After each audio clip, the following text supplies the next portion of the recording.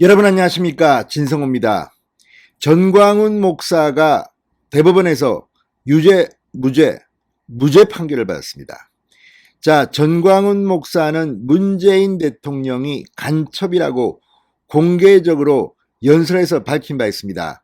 자, 지난번 고영주 변호사가 문재인은 공산주의자, 이 발언 역시 무죄 판결을 받은 바 있습니다.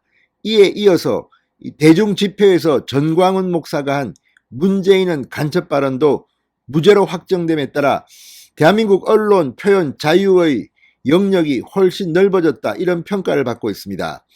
그런데 문제는 이 전광훈 목사가 그 과정에서 몇 번 구속됐습니다. 최종 판결은 무죄인데 왜 이런 탄압을 받아야 합니까? 게다가 이걸 보면 법원에서도 이 정도로 구속영장을 발부하는 판사가 있다는 것도 좀 걱정이 됩니다. 아무튼 지금 대한민국은 문재인 정권이 들어선 뒤 독재 국가가 아니냐는 비판을 받은 바 있습니다. 입으로는 인권 변호사를 이야기하고 민주주의를 외치면서 뒤로는 이런 짓을 했다는 것이 정말 충격적입니다. 다른 건 모르지만 민주주의의 초석은 언론, 표현, 정치의 자유입니다. 미국 수정헌법 제1조가 이런 언론 자유를 탄압하는 어떠한 법도 못 만들도록 한 이유가 바로 그것입니다. 문재인 정권이 이제 끝나가면서 언론 표현, 이 자유의 영역이 제3 강조되는 겁니다. 그런데 과거에도 이 김어준이나 뭐 이런 사람들이 했던 과거 발언은 다 무죄 판결받은 것이 많은데 왜 이렇게 보수 우파 진영의 사람들의 발언은 법원에 의해서 일부 가혹한 이 그런 결정을 받는 것인지, 이 부분도 한번 따져봐야 할 것 같습니다. 진성호의 직설 시작합니다. 방송에 앞서 아직 진성호 방송의 구독자가 아니신 분은 붉은색 구독 버튼 눌러주십시오. 더 좋은 방송으로 보답하겠습니다.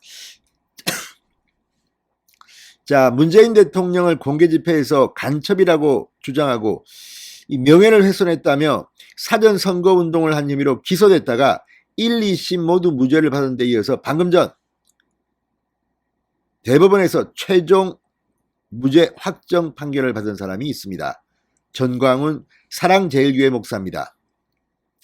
자, 이 공산주의자, 문재인 대통령은 공산주의자라는 발언으로 기소된 고영주 변호사도 파기환송심에서 모두 무죄 판결이 확정된 바 있습니다. 그런데 이런 걸 가지고 이렇게 기소까지 하는 검찰은 뭐 하는 겁니까?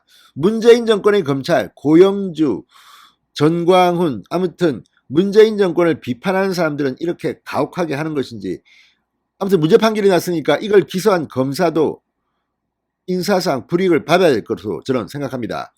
자, 방금 전 대법원 2부 민유숙 대법관 주심은 이 공직선거법 위반과 명예훼손 혐의로 기소된 이 전광훈 목사의 상고심에서 원심 무죄 선고를 확정했습니다. 재판부는 원심이 논리와 경험의 법칙을 위반하여 자유심정주의 한계를 벗어나거나 공직선거법 위반죄의 선거운동 등에 관한 법리를 오해한 잘못이 없다, 이렇게 판결했습니다. 전광훈 목사는 2019년 10월 9일 집회에서 문재인 대통령을 간첩이라고 말했습니다. 그리고 12월 28일 집회에서도 대한민국의 공산화를 시도했다는 취지로 발언해 문재인 대통령의 명예를 훼손한 혐의를 받고 기소됐습니다. 자, 이에 대해 1심 재판부는 간첩 발언을 한 것은 인정된다. 그러나 공적 인물인 대통령의 정치적 성향 내지 행보를 비판하는 취지의 의견 표명이나 그에 대한 수사학적 과장으로 보인다. 명예훼손으로 보기 어렵다고 판단했습니다. 여러분, 뭐 이 법적인 문제긴 하지만 아무리 강하게 비판해도 면책이 되는 그런 대상이 대통령입니다. 왜냐하면 대한민국에서 최고의 권력을 가진 사람이 대통령이기 때문입니다. 그리고 정보 접근도 잘 안 됩니다. 문재인 대통령이 간첩인지 아닌지 뭐 이런 거에 대해서 확인하기가 힘들다는 겁니다. 그리고 이 전광훈 목사의 표현은 주장으로 해석된 것으로 보입니다. 자, 아무튼 이런 주장에 대해서 명예훼손이라고 기소한 검찰도 참 전 근대주의 이런 생각을 갖고 있는 것 같고, 이걸 누가 고소고발했는지는 모르지만 참 딱합니다. 문재인 대통령은 대통령입니다. 어떠한 비판도, 어떠한 그런 비난도 감수해야 합니다. 문재인 대통령은 후보 시절에 자기는 뭐 고소고발 안 하겠다고 했습니다. 전원책 변호사의 물음에 그래놓고 그 뒤에 한 걸 보십시오. 저 역시 고소당했습니다. 고발당했습니다. 청와대 비서실장, 민주당 대표. 그렇지만 이겼습니다. 무혐의로 끝났습니다. 그렇지만 문제는 그런 거를 고발하겠다는 발상을 하는 청와대와 민주당, 집권여당의 태도입니다. 이런 사람들이 언론 자유를 외치고 있습니다. 참으로 한심합니다. 대법원이 이런 문재인 정권에게 철퇴를 내린 것으로 보입니다. 자, 재판부는 이 현직 대통령이자 정치인인 공인으로서 공적인 존재의 정치적 이념에 대한 검증은 사상의 자유시장에서 더욱 자유롭게 이루어질 수 있어야 한다. 표현의 자유를 위해 숨쉴 공간이 필요하다고도 말했습니다. 숨쉴 공간 중요한 단어입니다. 자, 항소심 역시 간첩 공산화를 시도했다는 발언은 대통령에 대한 사실의 적시라기보다는 대통령의 정치적 행보에 대한 피고인의 비판적인 의견을 표명한 것으로 판단했습니다. 사실 또는 허위사실의 적시가 아니라 단순한 의견 표명은 명예훼손죄로 처벌할 수 없다는 겁니다.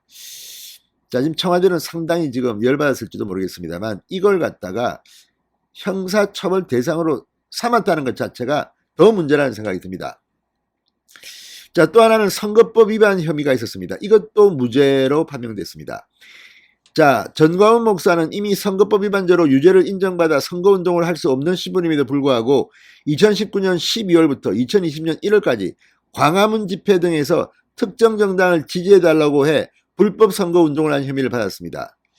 이렇게 말했습니다. 전광훈 목사는 내년 4월 15일 자유우파 정당들이 연합을 하든지 해서 200석을 확보해야 대한민국이 산다. 뭐 이런 식의 주장을 했습니다. 자, 1심은 이 전광훈 목사의 이 발언이 선거운동으로 인정되기 어렵다고 판단했습니다. 그 근거는 이 공직선거법 58조 1항 선거운동을 당선되게 하거나 되지 못하게 하기 위한 행위로 정의합니다. 그런데 전광훈 목사의 발언은 자유보수 우파정당이라는 용어, 의미 자체가 추상적이다. 특정 정당이라고 명확히 할 수 없고 시기적으로 발언 당시 총선 관련 정당 후보자 등록 이전이었다. 공직선거법상 선거운동에 해당하지 않는다고 판단했습니다. 자, 아무튼 이런 1심, 2심을 겪어서 3심도 무죄 확정 판결을 받았습니다. 그러나 전광훈 목사는 1심에서 무죄가 선고되면서 풀려나긴 했지만 구속 상태로 재판을 받았습니다. 이것도 참 이상합니다. 또 이 보석으로 풀려났다가 8.15 광화문 집회에 참석해 보석 조건을 어겼다는 이유로 다시 구속돼 재판을 받은 이력도 있습니다. 자, 이런 것들 역시 최종 판단은 무죄입니다. 그런데 이렇게 구속까지 해야 할 사안이었나? 이런 식이라면 권력을 잡은 사람들이 마음대로 반대파를 숙청할 수 있지도 않나? 이런 걱정을 해봅니다. 진성호의 직설이었습니다. 여러분 감사합니다.